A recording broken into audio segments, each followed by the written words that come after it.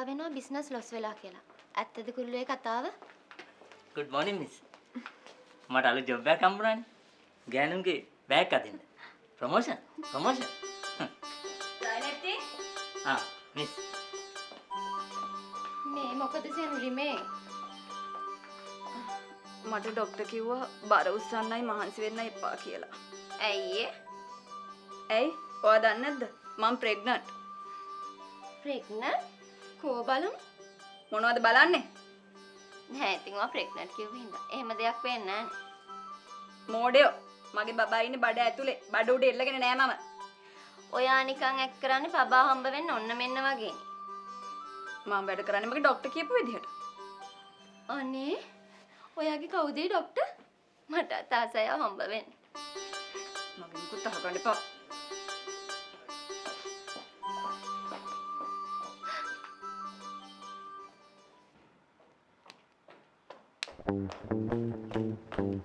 පූජා, ඇයි මට මේ මිනිස්සු සැනසීමෙන් ඉන්න දෙන්නේ නැත්තේ? සෙනුරි ඔයා හොම් මේ දවස්වල කේන්ති ගන්න හොඳ නෑ. ඇයි? අනේ ඔයාගේ බබාව අමතකුණාද? මට ඒකත් අමතකුණා මේ කුල්ලු නිසා. එයා මගේ පස්සෙන් පන්නන්න පටන් අරගෙන. එයා මොකටද ඔයා පස්සෙන් පන්න? අනේ මන් දන්නේ නැහැ පූජා. එයාලට මගේ බඩ පේන්නේ නැල්ලු, මගේ බඩ ඇවිල්ලා නැහැලු. එයාලට මාව සැකයිලු. ඔයාටනේ බබා හම්බෙන්නේ ඉන්නේ. එයාට තිරුදාව මොකද්ද? ඒක තමයි පූජා මං කියන්නේ. හැමෝම කට්ටිය එකතු කරගෙන මගේ වටේ කැරකි මගේ බඩ හොයනවා. මාසෙකින් බඩක් පේනවද? කුල්ලුනම් දැන් එන්න වැඩි. දැන් එන්න මෙයාගේ නියම තත්ත්වෙ පෙන්වන්න හදන්නේ.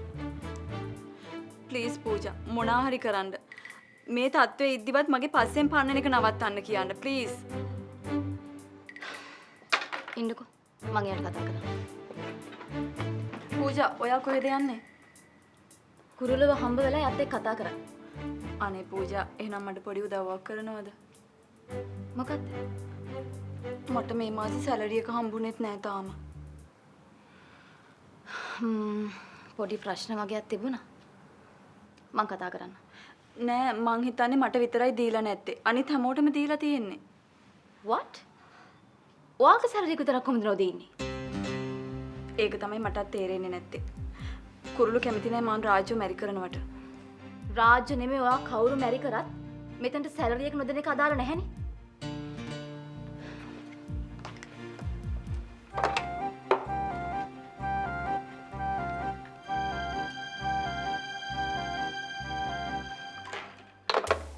රූම් එකේ නැද්ද කොහෙද? ෂුවර් එකටම අභිමන්නික කදේ දාගෙන නැති.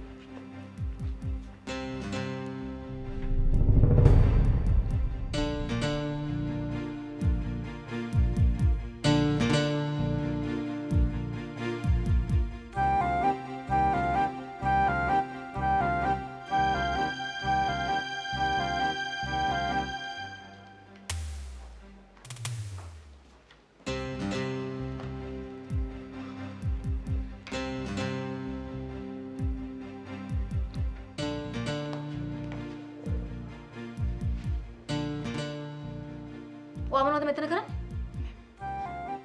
මැඩම් මම මේ සර්ව හම්බ වෙන්න ආවේ. කෝබි සර් එළියට ගිහින්ද කොහෙද මැඩම් වැඩකට? පුදුමයි. මෙයා නැතුව වැඩකට ගිහින්. ඒක නෙමෙයි. ඇයි සෙනුට සැලරි එක දුන්නේ නැත්තේ? සැලරි මැඩම් මට කිසිම එක්ස්කියුස් එකක් අවශ්‍ය නැහැ. දැන් මම සෙනුගේ සැලරි එක දෙන්න. මැඩම් සෙනුට සැලරි දෙන්න බෑ. දැන් ඔයා මට දෙන්න බෑ කියලා කිව්වේ? නෑ මැඩම් ඇත්තටම මම මේ සෙනුට දැන් ඔයා දන්නවද කාටද දෙන්න බෑ කිව්වේ කියලා?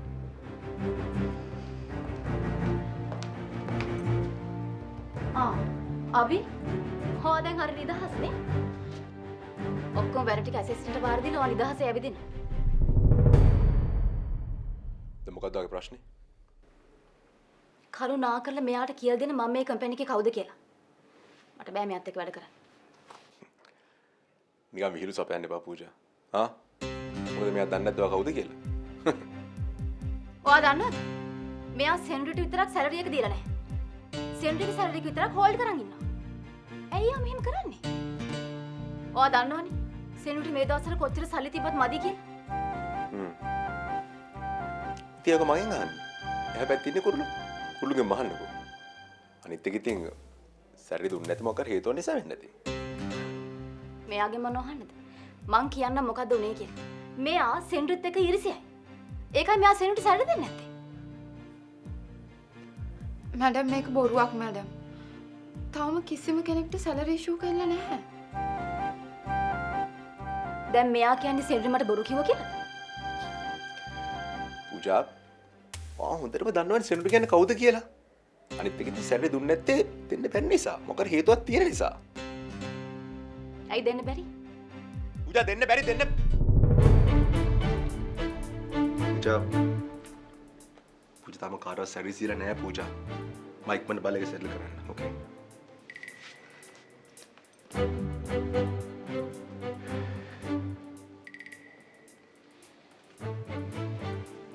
ඔයා ඩිනර් එකට ගියේ කුරුළුත් එක්කද? පූජා මං කුරුළු එක්කගෙන ගියේ කුරුළු එතෙන්ට අවශ්‍ය නිසා. වෙන හේතුවක් නිසා නෙමෙයි. පූජා පූජා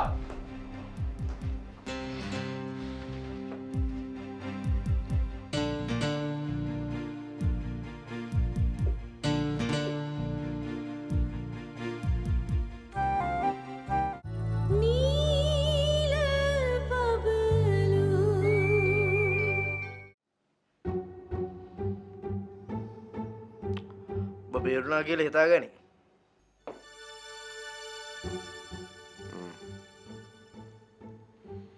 මේ දවස්වල යාමගෙන් බලෙන් වැඩ ගන්න. මොනවා කාන්ද ඉතින් මාත් කරන්න දෙන්නේ නැති කමට කරනවා. ඔබට ඉතින් වසනාරන්න වෙන කරන්න දෙයක් නැහැ. ඔබ පොඩ්ඩක් හිතපන් කසාද බදින්න කලින් ඔහොම නම් කසාද බැඳයන් පස්සේ කොහොමද අභිමන් තාත්තා අංකල් දැන් කොහොමද අභිමන්? හොඳයි තාත්තා වරදක් නැහැ. මේ තාත්තා කෙලින්ම ඔෆිස් එකට දාවේ. නෑ පුතා මං ගෙදරට ගිහිල්ලා මෙහාට ආවේ. හරි. මේ දවස්වල බිස්නස් හොඳයි තාත්තා. මං ඒක කුරුළුගෙන් අහලා දැනගන්නම්. මොකද එයානේ ෆයිනෑන්ස් හැන්ඩල් කරන්නේ නේ. හරි. no problem. රාජ් පස්සේ හම්බෙමු. ඕකේ.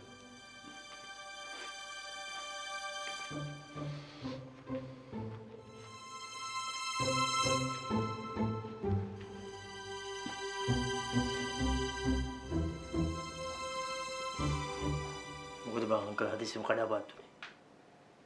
එදා මටත් තියෙන ප්‍රශ්නේ. කොරේ ගින්නක්වත් දීලාද? වෙන කවුරුත් නෙමෙයි ඉතින්. එක්ක පූජා නැත්තම් පූජාගේ තාත්තා. ඒ දිනට මේ දවස්වල වැඩිම හදිසිය තියෙන්නේ.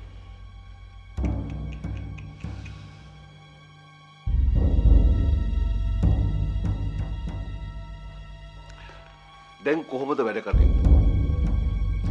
වරදක් නැහැ සර්. මං හදගෙන ඉන්නවා. මං ඇහුවේ ඔයා ගැන නෙවෙයි. මං ඇහුවේ මේ මගේ කම්පැනි එක ගැන. මෙතන බිස්නස් ගැන. දැන් කොහොමද මේ කම්පැනි එකේ බිස්නස් කටයුතු? මේ අලුත් කලෙක්ෂන්ස් වල සේල්ස් කොහොමද? සර් මම බැංකුවට යන්න ඕනේ මේ මීටින් එකක් දාගත්ත බැංක් මැනේජර්ත් එක්ක. මං ගිහින් ඇවිල්ලා සර්ට නිදහසේ පැහැදිලි කරලා දෙන්නද? ඕකේ රයිට් ගිහින්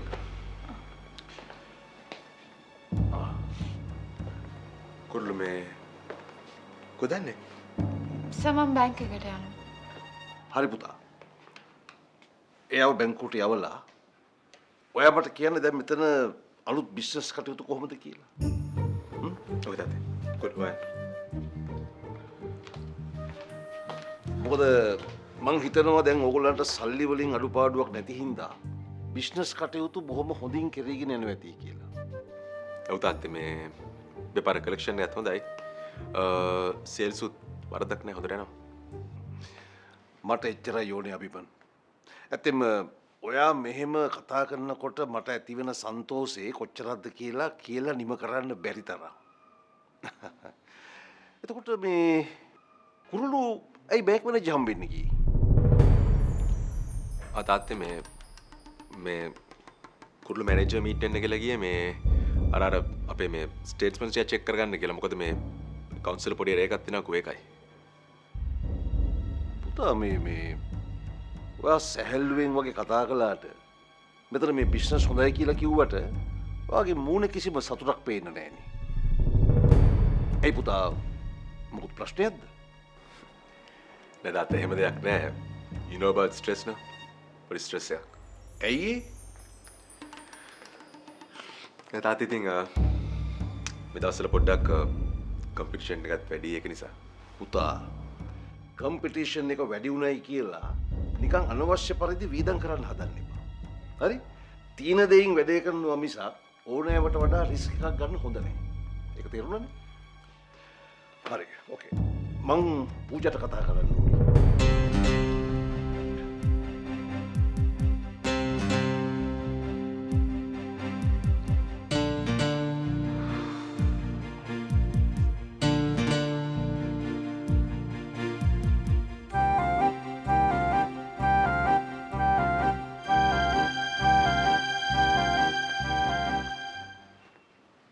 පූජා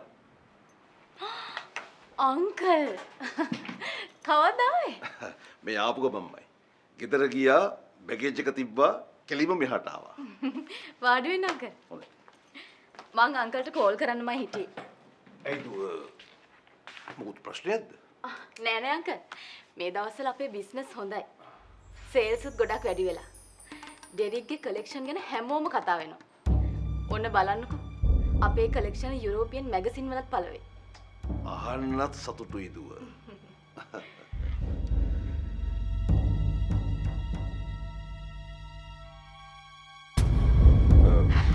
මම මේ වැඩට පොඩ්ඩක් ඊට වෙලින් තාත්තේ. මම නරක හීනයක් දැක්ක පුතේ.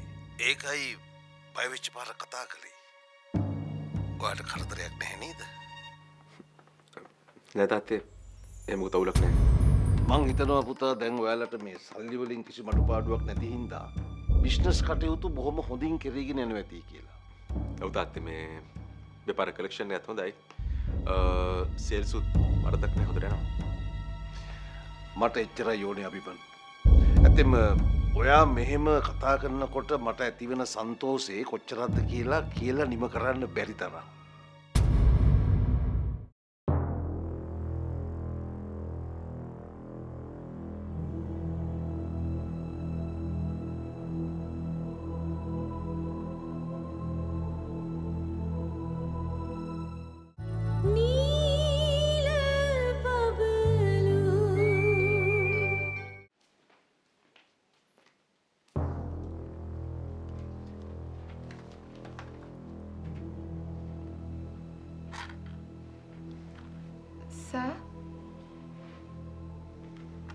සර් මොනවද කල්පනා කරන්නේ? මම ඇද්දි සර් ලොකු කල්පනාවක හිටියේ. ඔගොල්ලෝ මම මගේ තාත්තට බොරුවක් කිව්වා. මට තේරෙනවා සර්. බොරු කියන තරම් අමාරු දෙයක් මේ ලෝකෙ වෙන කොහෙවත්ම නැහැ. හරි මේ බැංකුව වැඩේ මොකද උනේ? සර් එයා ලෝන් එක දෙන්න කැමති වුණා. සර් දැන් සතුටුයි නේද? I'm really happy. ඒත් කොල්ලෝ මගේ හිතේ ඉච්චර හරිනේ කොල්ලෝ. මම මගේ තාත්තට බොරුවක් කිව්වනේ. මට මාර ගිල්ටි ෆීලිං එකක් දැනෙන්නේ. මට තේරුම් ගන්න පුළුවන් සර්. කොල්ලෝ කවදාද දවසක තාත්තට බොරු කියලා දෙනවද? I mean මම දන්නවා මේ ලෝකෙ වැඩිපුරම ආදරය කරනවා වගේ තාත්තට කියලා. ඒ වගේ කෙනෙක්ට ඔය කවදාද බොරුවක් කියලා තියද? මට කියන්න. ඔව් සර්. මං සර්ට ආදරය කරන නිසා පණටත් වඩා සර්ට ආදරය කරන නිසා මම මගේ තාත්තට බොරු කිව්වා. මං සර්ට ගොඩක් ආදරෙයි.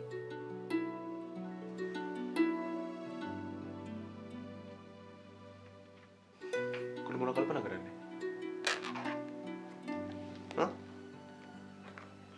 මොන කල්පනා කරන්නේ? මගත් නෑ සර්. මම මොනවා හරි දැන් කල්පනා කරා. ප්ලීස් මට කියන්න මොනවා කල්පනා කරේ කියලා.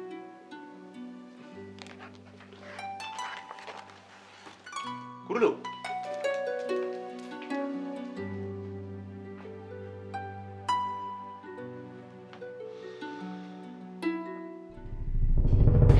ඩෙරික් මේ පාර යුරෝප් කන්ට්‍රීස් හොල්ලන්න හදන්නේ අංකල්. ඔව් සර් මේ පාර මුළු යුරෝප් කන්ට්‍රීස් වලම මාකට් වෙන්නේ අපේ ඩිසයින්ස් තමයි අයියෝ. ඒ වුණාට ඩෙරික් එක කලෙක්ෂන් එකක් ලෝන්ච් කළාට පස්සේ ඊගාව එකට මාස 6කවත් ගැප් එකක් තියෙන්න ඕනේ අඩුම ගානේ. දැන් මෙහෙම එක පිටයක මේ කලෙක්ෂන් ලෝන්ච් කරන එක අපි මීට කලින් කළා නෑ. ඇයි මේ සෙර එහෙම දෙයක් කරන්නේ?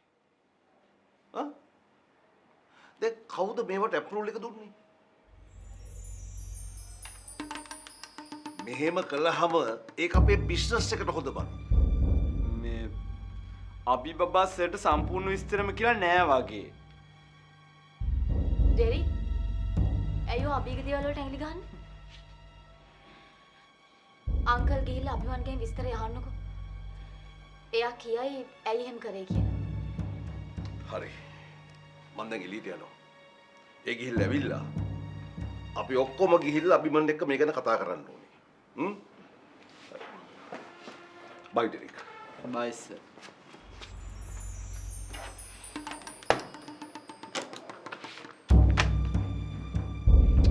ඔයා කොහෙද යන්නේ? අභිමන්ව හම්බ වෙන්න.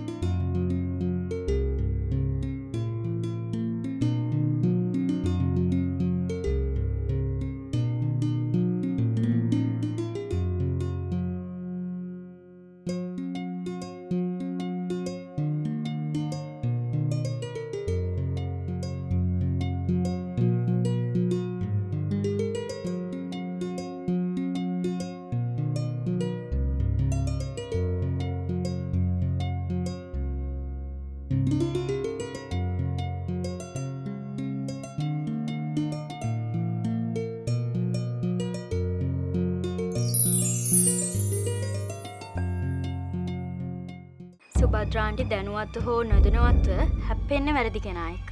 මං ඔයාට තව එක අවස්ථාවක් දෙනවා. ඔයා තාත්තට ඇත්තම කියන්න.